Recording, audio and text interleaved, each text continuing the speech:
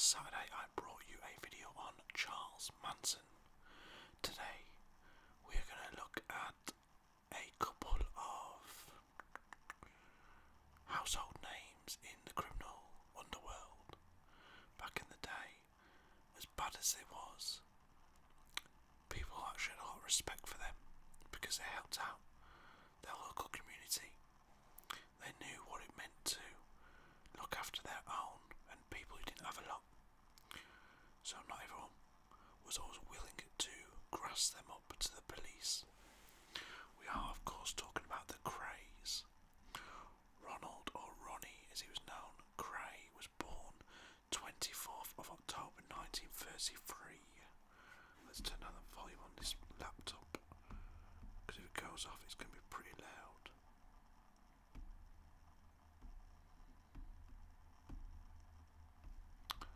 He was born 24th of October 1933 and he died 17th of March 95 when I was 10 years old.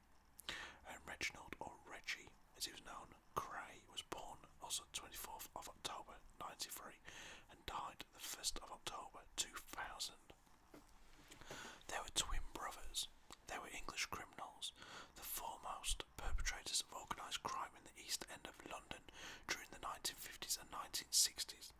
With their gang known as the Firm, the Krays were involved in murder, armed robbery, arson, protection racket and assaults.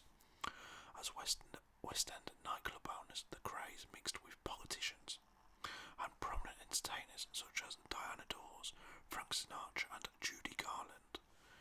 In the 1960s, they became celebrities, being photographed by David Bailey and interviewed on television. You won't see that these days, would you? All the kids on street corners in gangs with their bottles of white cider. Yeah, gonna be on TV next week, getting interviewed, way. The Krays were arrested on the 8th of May 1968 and convicted in 1969 as a result of the efforts of detectives led by Detective Superintendent Leonard Nipper Reed. Each was sentenced to life imprisonment. Ronnie remained in Broadmoor Hospital until his death on the 17th of March 1995 from a heart attack. Reggie was released from prison on compassionate grounds in August 2000, 8.5 weeks before his death from bladder cancer. Not very good endings, unfortunately for them. I mean, they was in prison for, when did they go to prison? 1969. So Ronnie was in prison for 26 years and Reggie for 31 years. In their early life, Ronnie and Reggie Kray, born in October 93, they were born in Hoxton, East London, to Charles Davy Kray, and a wardrobe dealer, and Violet Annie Lee. The brothers were twins, with Reggie born 10 minutes before Ronnie. Their parents already had a 6-year-old son, Charles James, a sister, Violet, who died in infancy. Oh, what's going on here now? Bloody thing. I've gone too far. Sorry, guys. When the twins were 3 years old, they contracted diphtheria. They first attended Woodclouse School in Brick Lane and then Daniel Street School. In 1938, the Kray family moved from Dean Street in Hoxton to 178 Valence Road in Bethnal Green at the beginning of the Second World War. 32-year-old Charles Kray was conscripted into the army, but he refused to go and instead went into hiding. The influence of their maternal grandfather, Jimmy Cannonball Lee, caused the brothers to take up amateur boxing, then a popular pastime for working class boys in the East End. Sibling rivalry spurred them on and both achieved some success. They are said to have never lost a match before turning professional at age 19. National Service. The Kray twins were notorious for their gang and its violence, and narrowly avoided being sent to prison many times. Young men were conscripted for national service at this time, and the twins were called up to serve with the Royal Fusiliers in 1952. They reported, but attempted to leave after only a few minutes. The corporal in charge tried to stop them, but Ronnie punched him on the chin, leaving him seriously injured. The Krays walked back to the East End. They were arrested the next morning and were turned over to the army. While absent without leave, they assaulted a police constable who tried to arrest them. They were among the last prisoners held at the Tower of London before being transferred to Shepton Mallet military prison in Somerset for a month to await court-martial. They were convicted and sent to the Buffs Home Counties Brigade Depot Jail in Canterbury, Kent.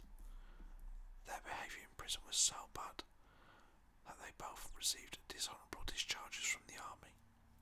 They tried to dominate the exercise yard outside their one-man cells during their few weeks in prison, when their conviction was certain. They threw tantrums, emptied their latrine bucket over a sergeant, dumped a Dixie, which was a large food and liquid container, full of hot tea on another guard, handcuffed a guard to their prison bars with a pair of stolen cuffs, and set their bedding on fire. Sounds like they had a whale of a time.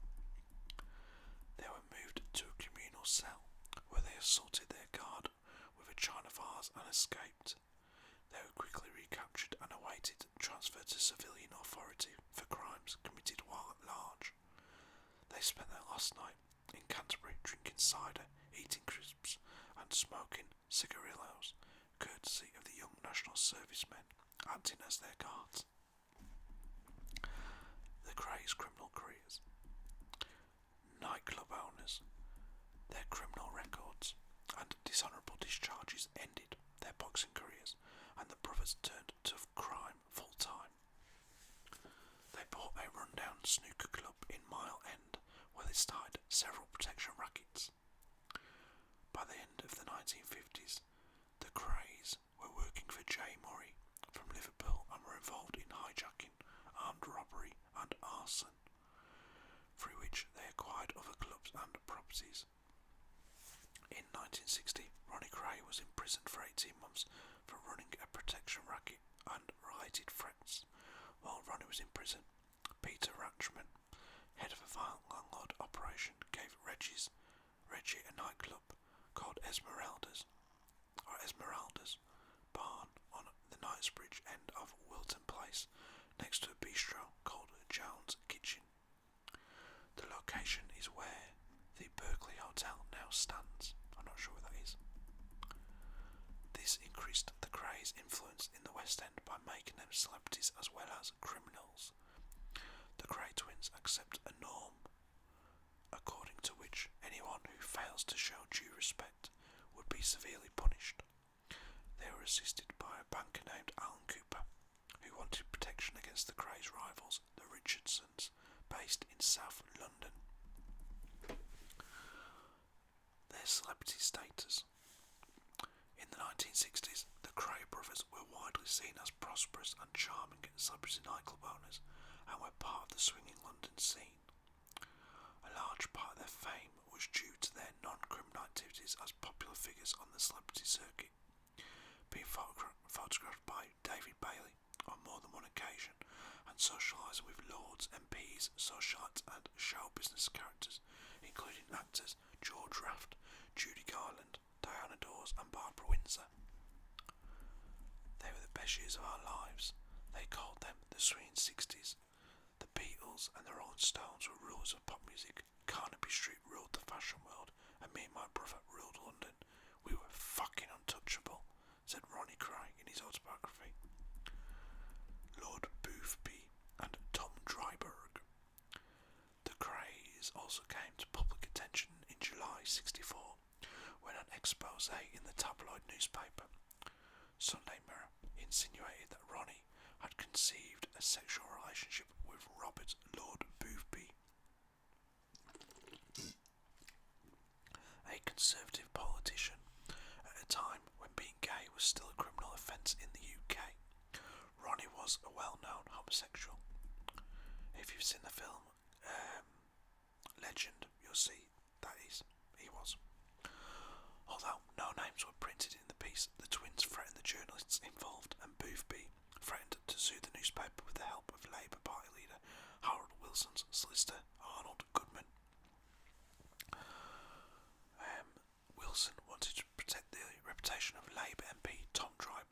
relatively open gay man known to associate with both Boothby and Ronnie Kray, just weeks ahead of a pending general election which Labour was hoping to win. In the face of this, the newspaper backed down, sacking its editor, printing an apology and paying Boothby 40 grand in an out-of-court settlement. Because of this, other newspapers were unwilling to expose the Krays' connections and criminal activities. Much later, Channel 4 established the truth of the allegations and released a documentary on the subject called The Gangster and the Pervert Peer in 2009. The police investigated the Krays on several occasions, but the brothers' reputation for violence made witnesses afraid to testify. There was also a problem for both main political parties.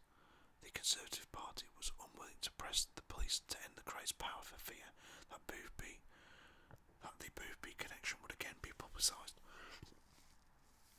And the Labour Party, in power from October 1964, but with a wafer-thin majority in the House of Commons and the prospect of another general election needing to be called in the very near future, did not want Dryburgh's connection to Ronnie Kray and his sexual predilections to get in the public realm. George Cornell and the Blind Beggar Pup in 2005. Ronnie Kray shot and killed George Cornell, a member of the Richardson Gang, a rival South London gang, at the Blind Beggar Pub in Whitechapel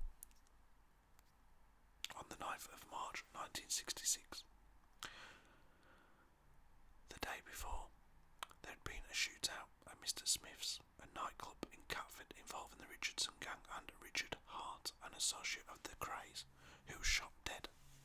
This public shootout led to the arrest of nearly all of the Richardson's gang. Cornell, by chance, was not present at the club during the shootout and was not arrested. Whilst visiting the hospital to check up on his friends, he randomly chose to visit the Blind Beggar Pub, only a mile away from where the Krays lived. Ronnie was drinking in another pub when he learned of Cornell's location.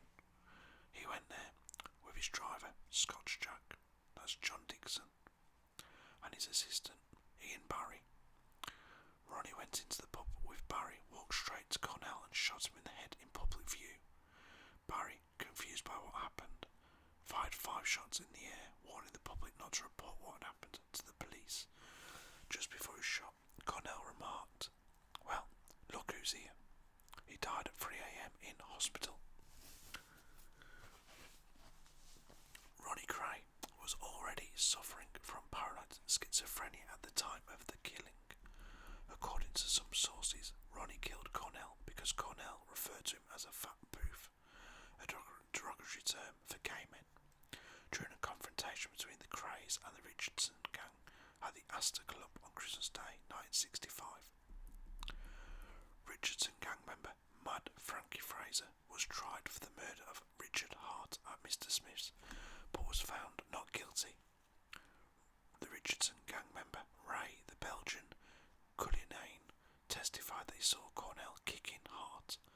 Witnesses would not cooperate with the police in the murder case due to intimidation, and the trial ended inconclusively without pointing to any suspect in particular. Frank Mitchell. On the 12th of December 1966, the Krays helped Frank Mitchell, the Mad Axeman, to escape from Dartmoor prison. Ronnie had befriended Mitchell while they served time together in Wandsworth prison. Mitchell felt that the authorities should review his case for parole, so Ronnie thought that he would be doing him a favour by getting him out of Dartmoor, highlighting his case in the media and forcing the authorities to act. Once Mitchell was out of Dartmoor, the Krays held him at a friend's flat in Barking Road, East Ham. He was a large man with a mental disorder and he was difficult to control. He disappeared, but the Krays were acquitted of his murder. Freddie Foreman, a friend of the Krays, claimed in his autobiography, "Respect," that he shot Mitchell dead as a favour to the twins and disposed of his body at sea. So they helped the man out and then they killed him, by all accounts. Jack the Hat McVitie. The Krays' criminal activities remained hidden behind both their status and seemingly legitimate businesses. Reggie was allegedly encouraged by his brother in October 1967, 4 months after the suicide of his wife Frances, to kill Jack the Hat McVitie, a minor member of the Kray gang, who had failed to fulfill a £500 contract, 400 of which had been paid him in advance, to kill their financial advisor, Leslie Payne. McVitie was lured to a basement flat in Evering Road, Stoke Newington, on the pretence of a party. Upon entering the premises, he saw Ronnie seated in the front room. As Ronnie approached him, he let loose a barrage of verbal abuse and cut him below his eye with a piece of broken glass. It is believed that an argument then broke out between the twins and McVitie. As the argument got more heated, Reggie Kray pointed a handgun at McVitie's head and pulled the trigger twice, but the gun failed to discharge. McVitie was then held in a bear hug by the twins' cousin Ronnie Hart, and Reggie Kray was handed a carving knife. He then stabbed McVitie in the face and stomach, driving the blade into his neck while twisting the knife, not stopping even as McVitie lay on the floor, dying. Bit much in it, really. Reggie had committed a very public murder against someone who many members of the firm felt did not deserve to die. In an interview in 2000, shortly after Reggie's death, Freddie Foreman revealed that McVitie had a reputation for leaving carnage behind him due to his habitual consumption of drugs and heavy drinking, and his having in the past threatened to harm the twins and their family. Tony and Chris Lambrano and Ronnie Bender helped clear up the evidence of this crime and attempted to assist disposal of the body.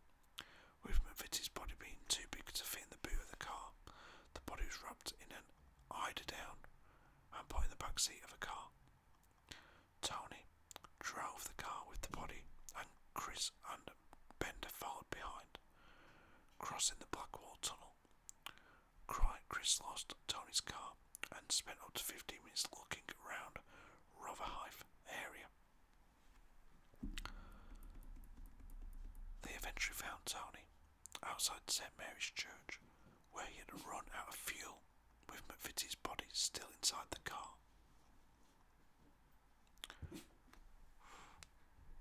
But dog's starting up.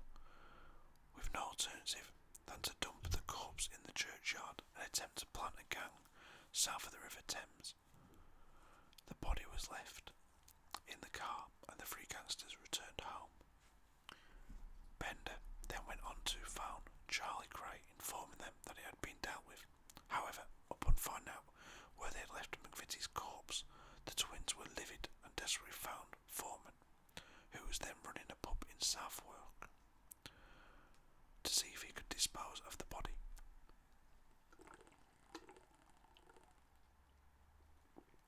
With dawn breaking, Foreman found the car, broke into it and drove the body to New Haven, where, with the help of a trawler man, the body was bound with chicken wire and dumped in the English Channel.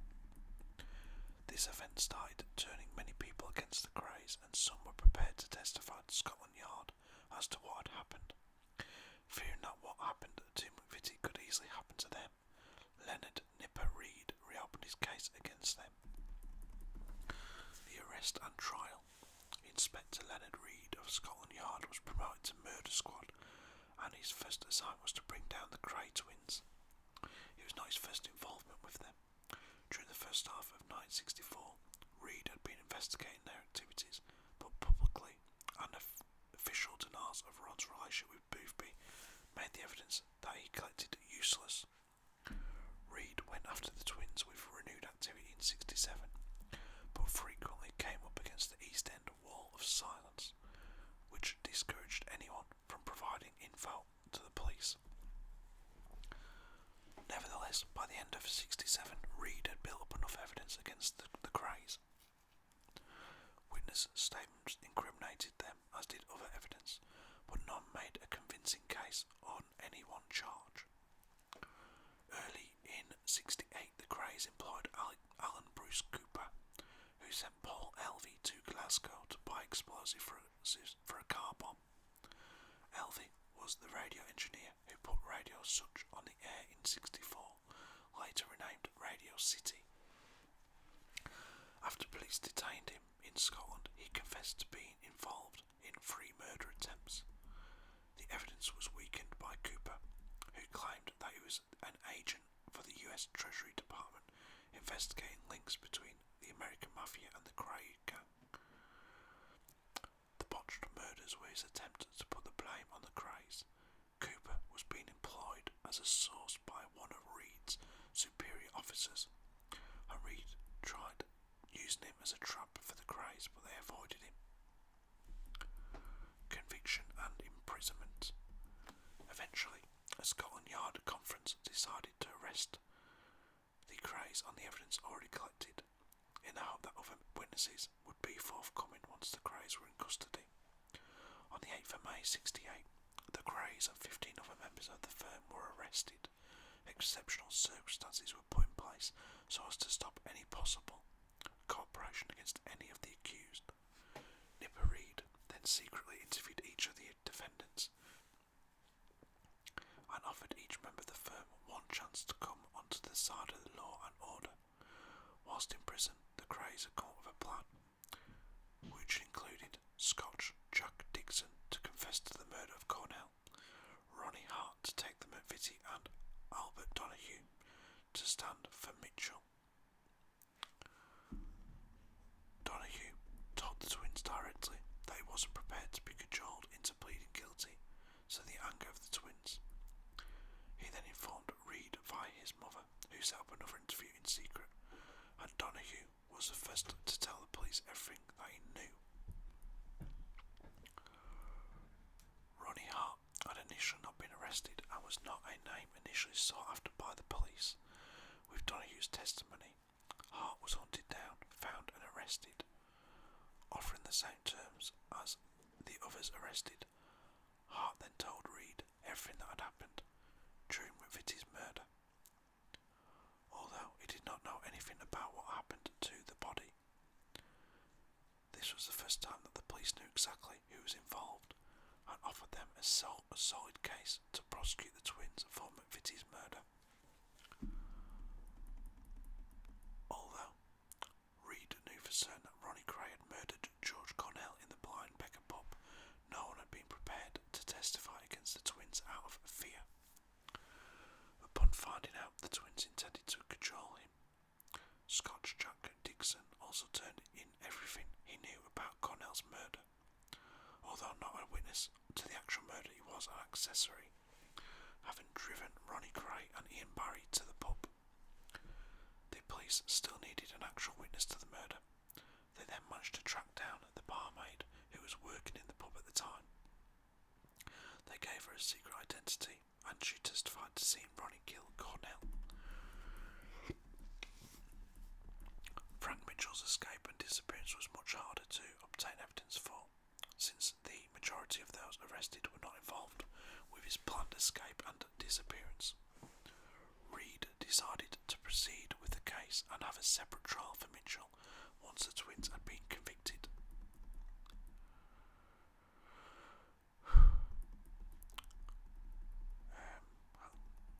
The twins' defence under their counsel, John Platts Mills QC, consisted of flat denials of all charges and discrediting witnesses by pointing out their criminal past. Justice Melford Stevenson said, "In my view, society has earned arrest from your activities. It was the longest murder hearing in history of British criminal justice," during which Justice Melford Stevenson stated of the sentences, "which I recommend should not be less than 30 years. In March '69, both were sentenced to life imprisonment." Later years. Ronnie and Reggie were allowed under tight security to attend the funeral of their mother at Chingford Mount Cemetery in East London on August 11th, '82, after her death from cancer. They were not allowed to attend her burial in the Kray family plot though. The funeral was attended by celebrities including Diana Dawes and underworld figures known to the Krays such as James Kemery. To avoid the publicity that had surrounded their mother's funeral.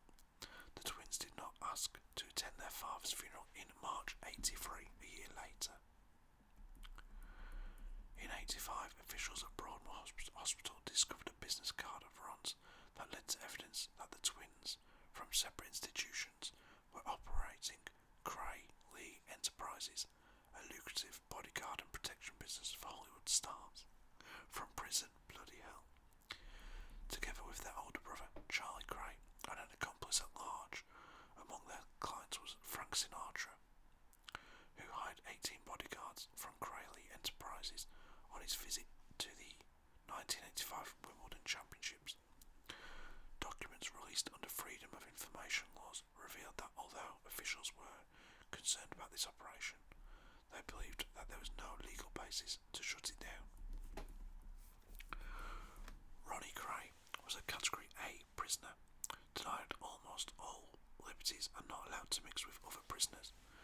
He was eventually certified insane, tempered his paranoid schizophrenia with constant medication, and in 1979 lived the remainder of his life in Broadmoor Hospital, Berkshire. Reggie Kray, constantly being refused parole, was locked up in Maidstone prison for 8 years. In '97, he was transferred to Wayland Prison in Norfolk, and then Suffolk, and lastly, Category C HM Prison, Norwich in Norfolk. Let's see if there's anything else on here.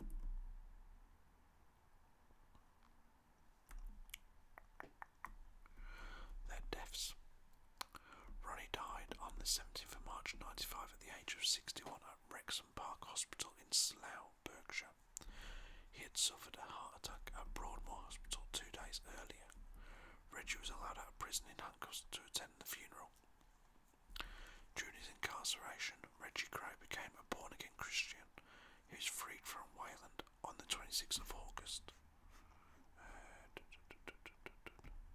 2000 on compassionate grounds on the direction of Home Secretary Jack Straw for the diagnosis of cancer.